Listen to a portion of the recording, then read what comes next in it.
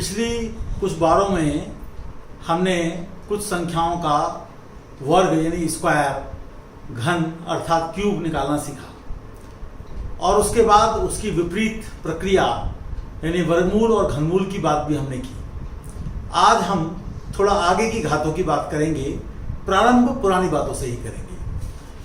तो हम ये देख चुके हैं कि यदि हमारे पास कोई भी संख्या दी गई है तो हम उसका वर्ग निकाल सकते हैं, चाहे वो कितने भी अंकों की संख्या क्यों ना हो, चाहे वो 2 अंकों की हो, 3 की हो, 4 की हो। द्वंद्व योग की जो विधि हमने बताई थी उसके द्वारा आप उसका वर्ग निकाल सकते हैं। जहां तक घन का मामला है, क्यूब का मामला है, तो वो काफी कठिन हो जाता है अगर अंकों की संख्या को 2 से अधिक लिया जाए। इसलिए उसे केवल हमने 2 अंकों की संख्या तक ही सीमित रखा। जब किसी संख्या के 4 घात की बात आती है तो उसको हम थोड़ा कर सकते हैं। जैसे उदाहरण के लिए मैं आपके सामने 23 की घात 4 लिखता हूं, तो आप उसे लिख सकते हैं 23 की घात 2 की घात 2। अब अंदर जो 23 की घात 2 है उसके लिए तरीका है कि 3 का द्वंद्व योग 9, 2 और 3 का द्वंद्व योग 2 3 6 दूनी 12, एक हासिल लगा, 2 दूनी 4 और 1 5 यार, और इसका स्क्वायर। और फिर इसका द्वंद्व योग निकालना है, करते हुए हमें स्क्वायर निकालना है, तो पहले हम 9 का द्वंद्व योग निकालेंगे, 81 आएगा। फिर 2 9 का निकालेंगे तो 2 × 18 दूनी 36 आएगा। फिर तीनों का निकालेंगे तो 5 × 45 दूनी 90 और 2 दूनी 4 94 आएगा। फिर इसके बाद 9 को छोड़ देंगे, 5 2 का निकालेंगे तो 5 दूनी 10 दूनी 20 आएगा। फिर 2 को भी छोड़ देंगे तो 5 का निकालेंगे तो 25 आएगा। और इस प्रकार से हमारे पास 1 8 यहाँ जोड़े तो 44, 4 यहाँ जोड़े तो 98, 9 यहाँ जोड़े तो 29, 2 यहाँ जोड़े तो 27। इस प्रकार से चतुर्थ घात भी हमारे पास निकल जाएगी। लेकिन ये बात आप बखूबी समझ सकते हैं कि अगर 23 के बजाय हम यहाँ 548 की घात 4 ले लें तो काफी लंबा काम हमको करना पड़ेगा, लेकिन कर सकते हैं। अब कोई हमसे चाहे कि भाई हम 5 घात की बात करें, तो हमारे पास कोई अच्छा तरीका नहीं है जिससे हम फटाफट 47 की घात 5 या 47 की घात 6 या किसी की घात 7 या किसी की बड़ी घात हम निकाल सकें। इसलिए हम अपने को केवल 4 घातों तक ही सीमित रखेंगे और 4 घातों में भी जो घन का मामला है, क्यूब का मामला है, वह केवल 2 अंकों की संख्या तक ही हमने सीमित रखने का सोचा। अब हम जरा उल्टे काम पर आते हैं। अब हम स्क्वायर रूट की बात कर चुके हैं, वर्गमूल की बात कर चुके हैं, क्यूब रूट अर्थात घनमूल की बात कर चुके हैं। चतुर्थ मूल के लिए हमारे पास कोई सुंदर तरीका नहीं है। जैसे मैं आपके सामने अगर रखूं तो ये ध्यान में आएगा कि चतुर्थ मूल के लिए हमारे पास कोई ऐसा तरीका नहीं है अच्छा जिसको कि हम प्रशंसा कर सकें। जैसे मान लीजिए कि मेरे पास अभी जो संख्या थी, ये संख्या लिखी हुई है और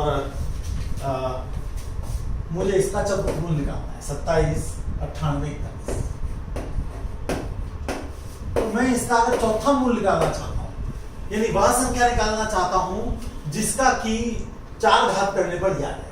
अब 4 4 के ग्रुप बनाएंगे तो इतना काम तो हो जाएगा कि आखिरी अंक 1 आ रहा है और शुरू का 2 जो जोड़ा बन रहा है 27, वो 2 की घात 4 और 3 की घात 4 के बीच में है, क्योंकि 2 की घात 4 16 होता है और 3 की घात 4 81 होता है।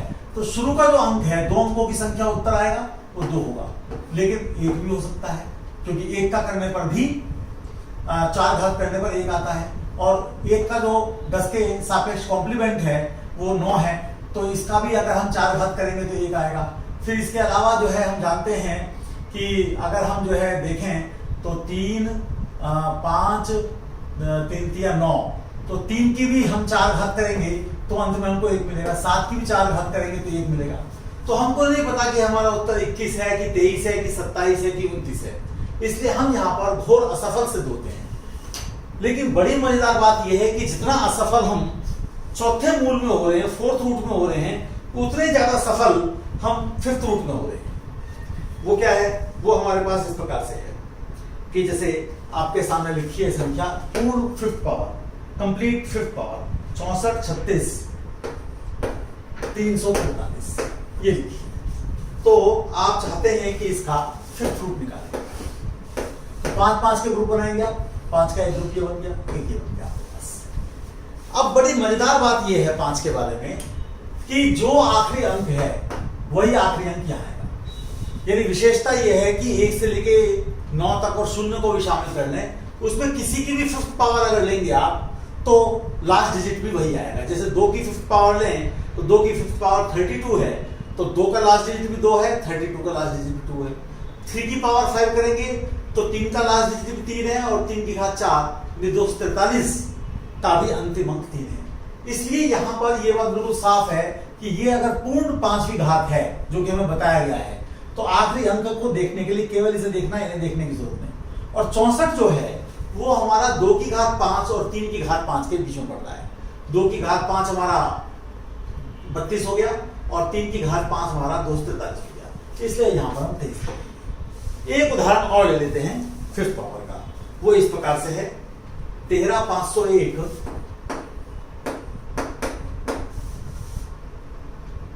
25 107।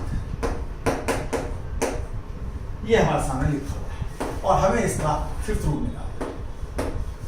तो 5 5 के हमने ग्रुप बनाए, 5 का ये ग्रुप बन गया और 5 का ये ग्रुप बन गया। तो ये बात बिल्कुल पक्की है कि यहां पर तो 7 ही आएगा। अब आपको देखना है किन दो फिफ्थ पावर के बीच में है ये। तो 2 की घात 5 से बड़ा है, 3 की घात 5 से भी बड़ा है, 4 की घात 5 का मतलब 2 की घात 10 हो गया जो कि 1024 हो गया, उससे बड़ा है। 5 की घात 5 निकालेंगे आप तो आप देखेंगे कि उससे बड़ा है। 6 की घात 5 निकालेंगे, निकाल कर देख लीजिएगा, ये उससे बड़ा है। 7 की घात 5 निकालेंगे तो उससे छोटा है। तो ये 6 की घात 5 और 7 की घात 5 के बीच में है और ये पता लगाने के लिए किनके बीच में आपको थोड़ा सा काम करके देखना पड़ेगा, लेकिन वो काम इस बात के मुकाबले बहुत छोटा है कि आप इसका फिफ्थ रूट निकालें। तो आप देखेंगे कि वो हमारे पास 6 की घात 5 और 7 की घात 5 के बीच में होने से ये पूरी संख्या हमारी 60 की घात 5 और 70 की घात 5 के बीच में है, अर्थात 67। तो इस प्रकार से ये आपके पास में फिफ्थ रूट आ जाता है। तो ये कुछ जानकारी मैंने आपके सामने रखी। हम बहुत आगे तक नहीं जा सकते हैं इस मामले में, जितना हम कर सकते थे हमने किया। और मेरे लिए, अपने विद्यार्थियों के लिए यही संदेश है कि ये महत्वपूर्ण नहीं है कि हम इस विधि से फोर्थ रूट या फिफ्थ रूट या क्यूब रूट निकालें या क्यूब करें या स्क्वायर करें। मुख्य बात यह है कि उसके प्रूफ पर ध्यान दें, वो कहाँ से आया। तो आज इतने रखते हैं, अगली बार जब हम मिलेंगे तो हम थोड़ा संख्या 9 की कुछ विशेषताओं के साथ आपके सामने आएंगे और उसको आपको बताएंगे। बहुत बहुत धन्यवाद।